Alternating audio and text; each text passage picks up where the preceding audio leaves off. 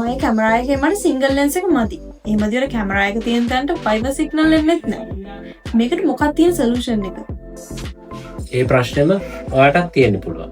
ඒකට විසඳුම තමයි Dahua Pico Dual D1 camera එක. මේක dual lens ඒකම 4G connection තියෙන කැමරා එකක්. තව මොනවද තියෙන ෆීචර්ස්?